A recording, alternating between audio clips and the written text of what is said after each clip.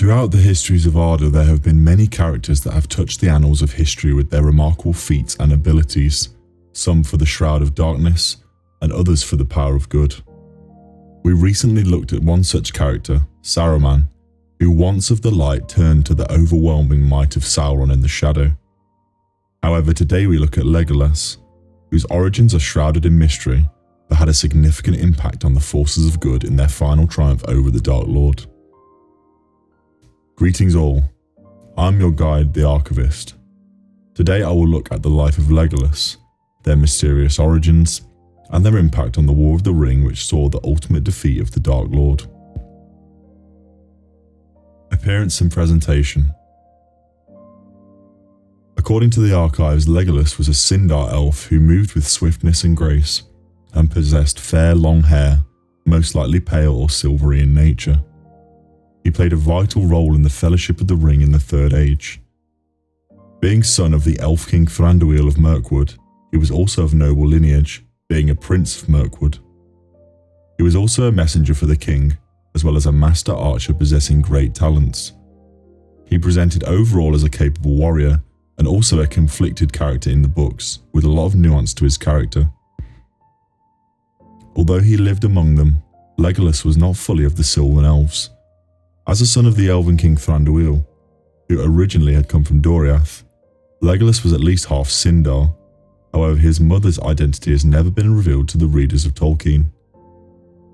This is complicated by the fact that a small minority of the Sindarin elves ruled the predominantly sylvan woodland realm of the northern Mirkwood area, a minority of which Legolas belonged to. The Sylvan elves were considered to be simpler and more private than the Sindarin elves, who were considered a noble class. After Morgoth was defeated and all Grand Elf kingdoms of Beleriand were destroyed, the Sindar nobles can be seen as having reverted to a simpler society and never again rose to the great elf kingdoms of the First Age. Legolas also presented as having a deep-set value and appreciation for nature, as many elfkin from Tolkien's world had. After the Fellowship parted from Fangorn Forest, he longed to return once more to explore its wonders more thoroughly.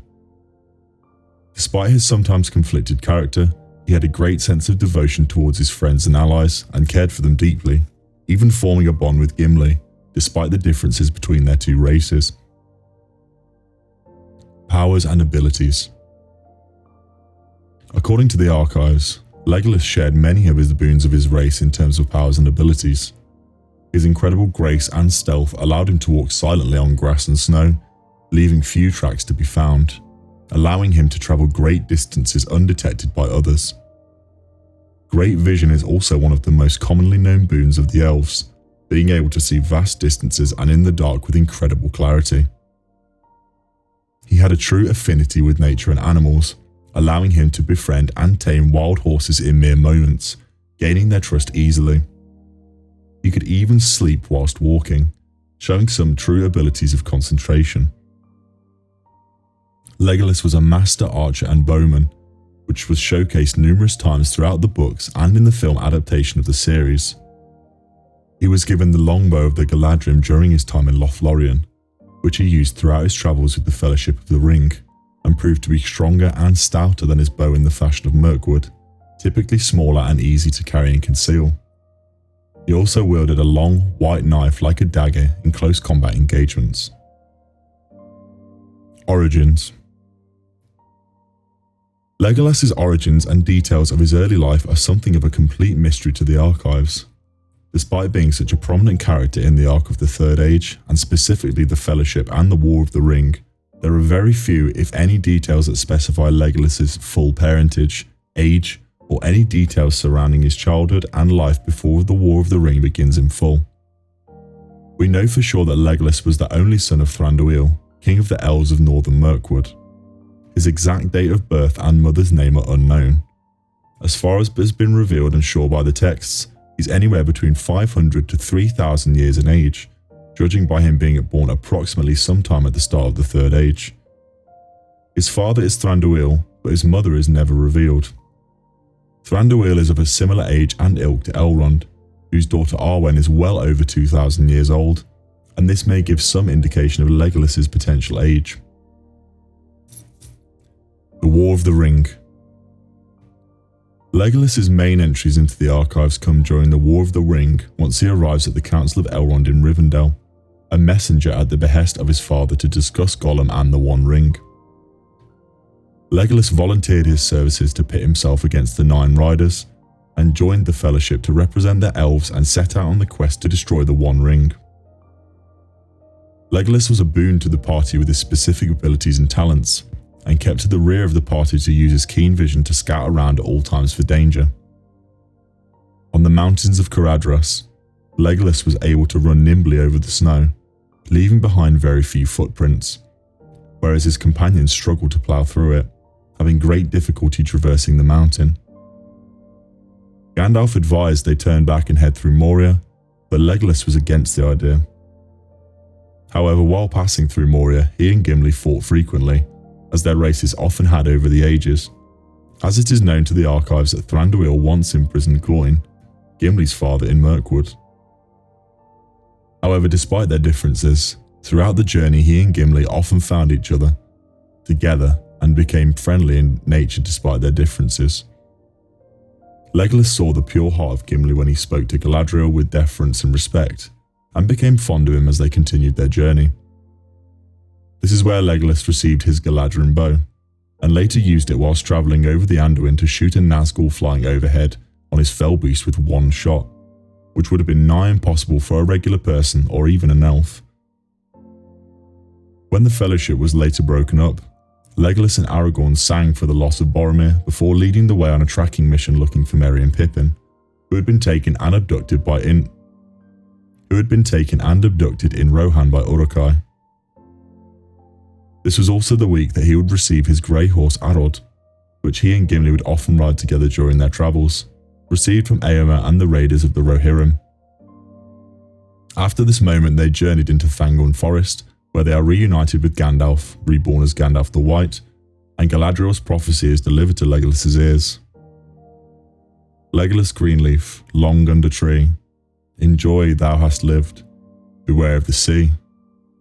If thou hearest the cry of the gull on the shore, thy heart shall then rest in the forest no more. One of the most memorable moments of Legolas during his entries into the archives are his tales of orc slaying contests with Gimli, which Gimli eventually wins with a score of 43-42, though Legolas was not a poor sport, stating, "You have passed my score by one, but I do not grudge you the game. So glad am I to see you on your legs." Once in Rohan, he and Gimli followed Aragorn, Elladan, and Elrohir to the paths of the dead to seek to summon the Horde to their banner and fulfill their oaths.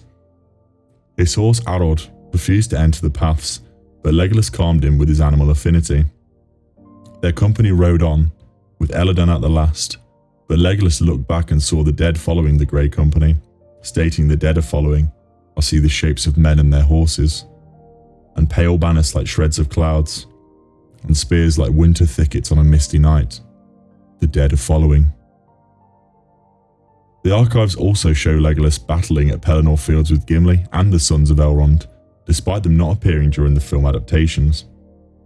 This is again an iconic vision in those visuals, with Legolas felling whole Mumakil by himself during the whole battle.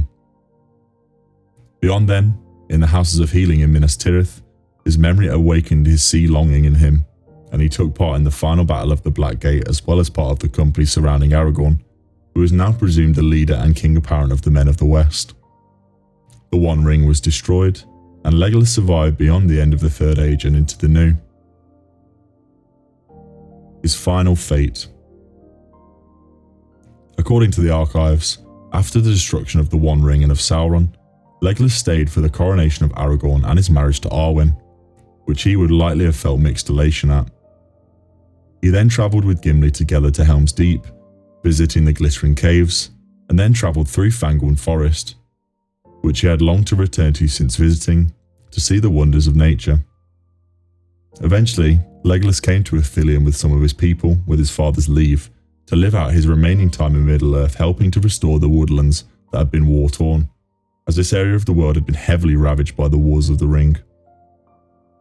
After the death of Aragorn Elessar, Legolas's close friend and ally, Legolas decided to make a ship and depart Middle-earth, taking his best friend Gimli with him, He was invited especially by Legolas to the Undying Lands, being the first and only dwarf ever to do so, which is an interesting thought. Beyond this, he never again returned to Middle-earth. And so I have now covered the content for this video, but if there's anything that has been missed, please share them in the comments down below. If you enjoyed this content, please remember to like the subscribe and like waystones down below. Na luego vanadvan. Until we meet again.